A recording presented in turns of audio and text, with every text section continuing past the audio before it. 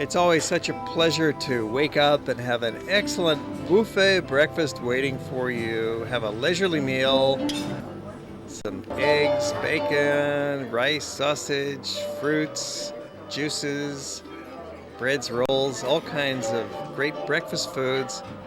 Build up some energy for another busy day ahead.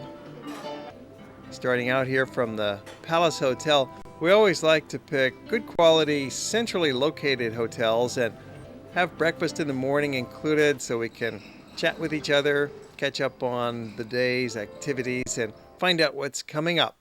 What's coming up is a city tour with a local guide. And some of us are taking pictures already before the tour even begins. Keep those cameras ready. Come along and let's take a look at Prague. Let me welcome you on this tour in Prague. In a few hours I will try to show you the most important parts of Prague. This beautiful gate, so-called Powder Gate, Gothic period of time when it was constructed in the 15th century. This is the only rest of the ancient fortification system of Prague. So this is the only one that was completely preserved in the original form.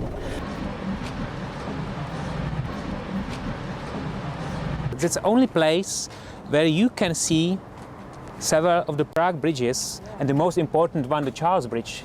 You can see the second one is a Charles Bridge. It's one of the oldest bridges in the Central Europe. It was built in 1357. This viewpoint was one of several we were able to explore over on our city tour. Good reason to be on a tour bus where they can stop and drop you off and bring you to these interesting vistas. You get this perspective that you just wouldn't see if you were down in the town itself. But when you're above, it's a great place for a group shot. And walking through the gardens, we feel like we're out in the countryside, even though we're still in the city itself. We're going up on the hill now to Malá and then into the castle to Hradcany. One of the highlights of the hillside of Malá is the Strahov monastery with its incredible library.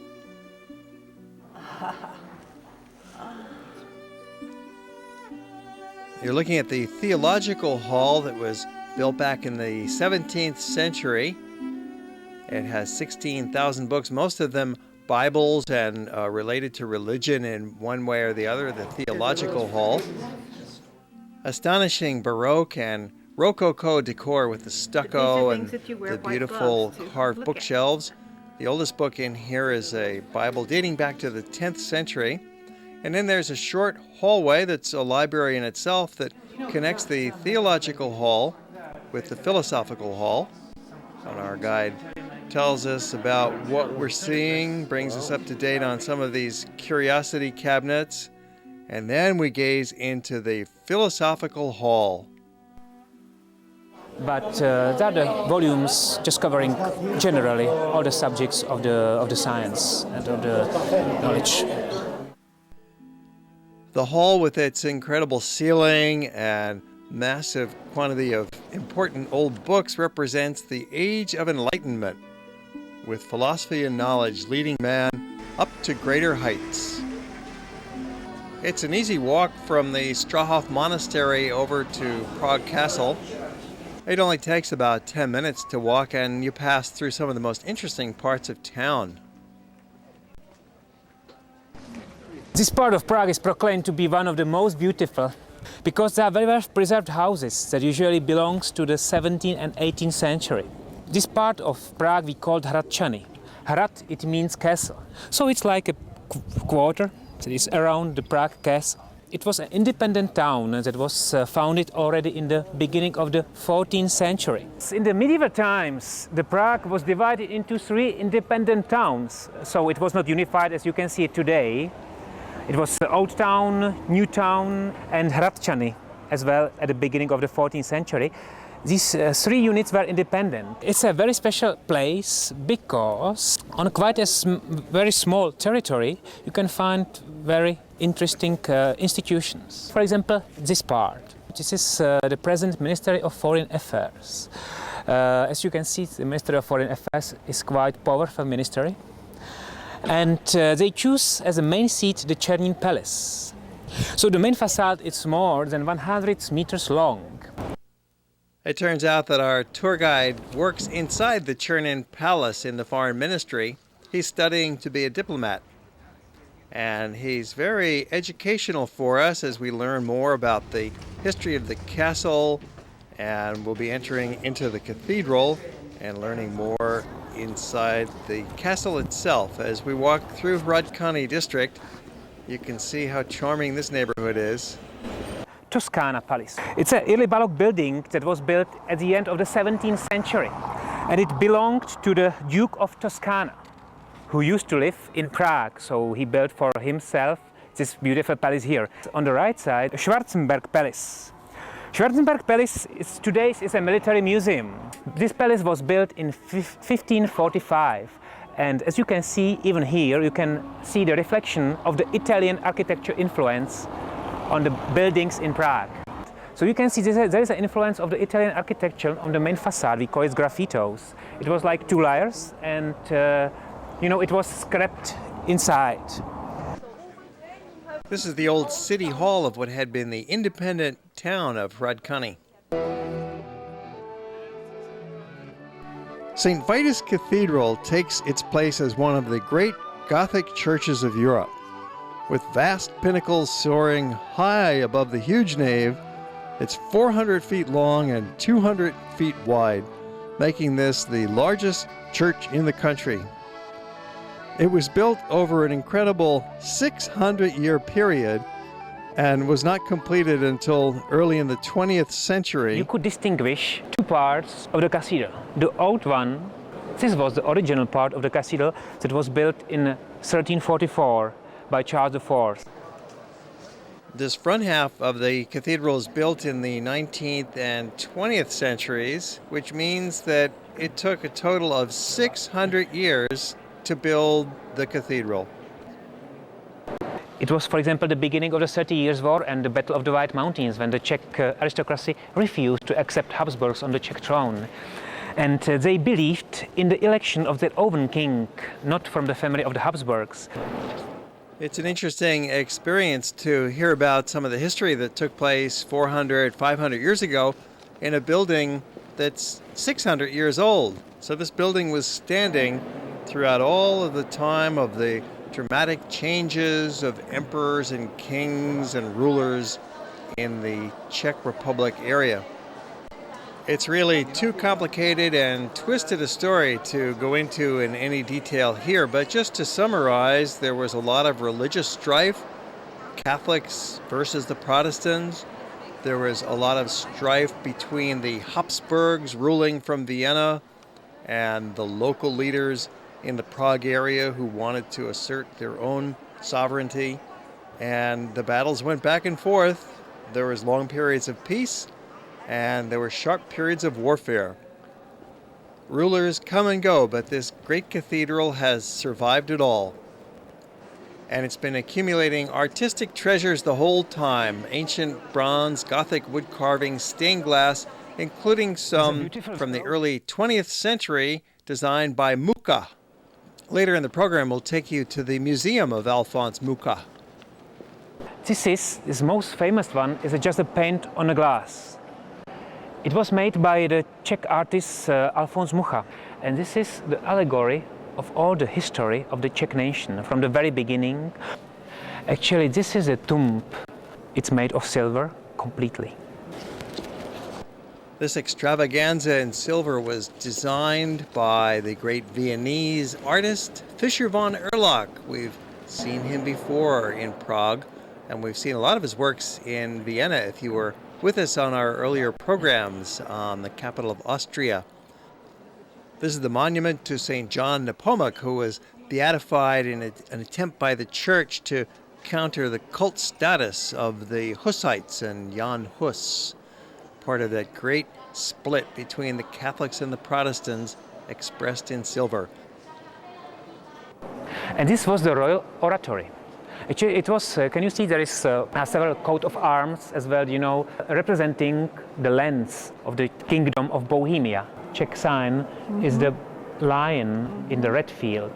But this royal oratory was a special oratory that is connected with a covered corridor with a old royal palace. So the king didn't have to go outside during the winter time. It was really freezing here. Rank has its privilege. On the right side there is a very special chapel of St. Wenceslas. Just in front of you in the middle you can see the tomb of St. Wenceslas. Actually this is the original place of the original rotunda. It's very decorative. On the lower part of the walls you can see the decoration with 1,300 semi-precious stones. On the upper part that was newly reconstructed you can see there is a depicting from the moments from the life of St. Wenceslas. St. Wenceslas Chapel. I don't know if you have noticed this. All the cathedrals in churches in Europe are with the main altar to the east. Only the main church in Vatican of St. Peter is on the opposite. Yes, it's the same King Wenceslas that we sing about in the Christmas Carol. He's probably the only Czech king that most Americans have ever heard of. Very important to the Czech people. And the entrance to the crypts is just in front of us.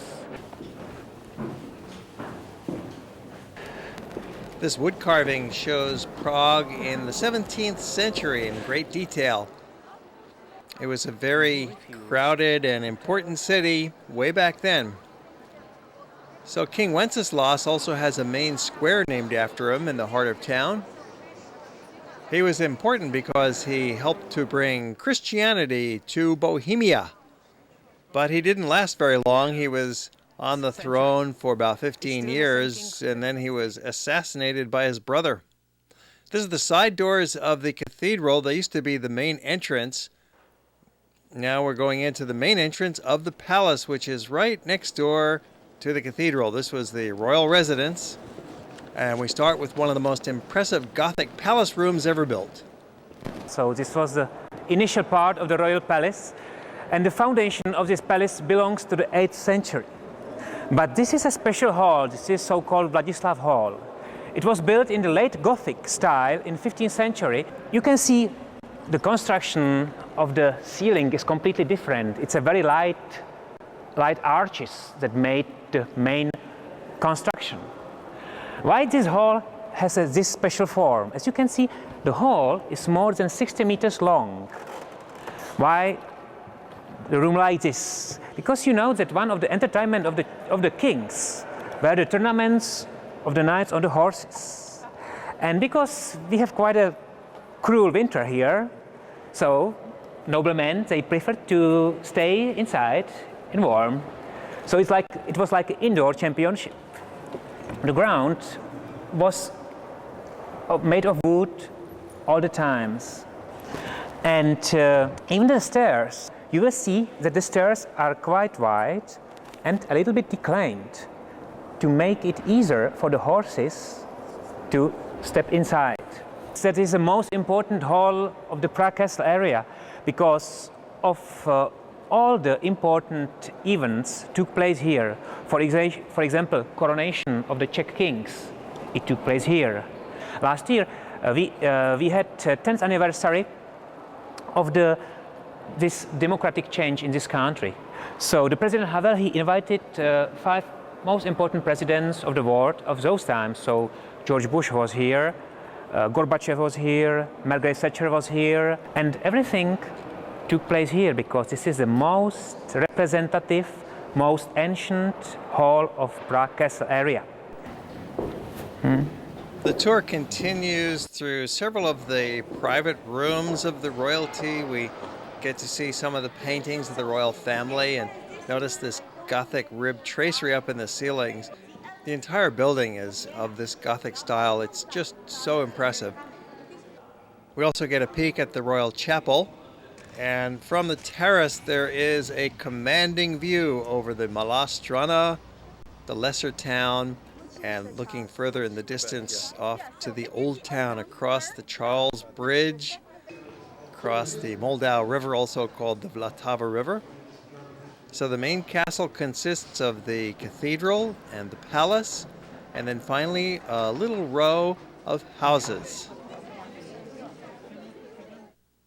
The last part of Prague Castle area, it's so-called Golden Lane. Golden Lane actually are very famous small houses that looks like the houses from the fairy tale. You would see that sometimes it's quite difficult to enter to this house without striking to your head. So Golden Lane is called that because they were making gold here, at least that's the story. These were homes of alchemists, the famous chemists who were attempting to make gold out of lead. Well, they didn't quite succeed, but in the process they invented chemistry.